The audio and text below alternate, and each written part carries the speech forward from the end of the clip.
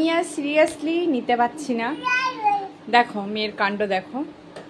এখানে ওর একটা খেলনা দেওয়া, এখানে রথের মেলার থেকে এই যে এটা পছন্দ করে নিজে নিয়েছিলেন সেটাও দেওয়া, কিচ্ছু পছন্দ না ওনার, এইসব অকাজই পছন্দ। তো দেখো কি করবো বলো একে। এই এই যে কি করছো তুমি, এগুলো কি করছো মা? এই যে ওসো না, এগুলো গুছিয়ে দাও, এগুলো এখানে রাখো।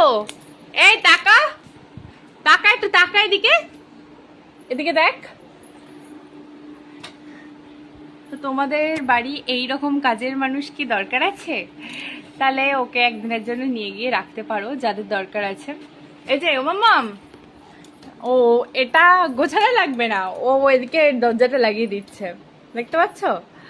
এই যে মাম্মাম শোনো, তাকাও আমার দিকে, তাকাও, শোনো শোনো, আমি কি তোমাকে মাইনে দিয়ে রেখে দিয়েছি? এগুলো গোছাবে কে? হ্যাঁ, কে গোছাবে এগুলো, কে গোছাবে? মানে এত কাজ করছে, ওর কথা বলার টাইমই নেই। তো আর কি করা যাবে, ও এগুলো অকাজ তো করেই দিয়েছে, এবার কাজের কাজ আমাকেই করতে হবে। তো চলো, আমি ওর এই অকাজগুলো তো দেখতে থাকছি প্রতিনিয়ত, আর তোমাদের সাথে একটুখানি শেয়ার করলাম, একটুখানি অংশ, তোমরাও দেখো। আর তোমাদের কার কার বাড়ির বেবিরা এরকম অকাজ করে, অকাজ না আর কি, ওদের কাছে কাজ এটাই তো করে, সেটা কমেন্ট বক্সে অবশ্যই জানিও।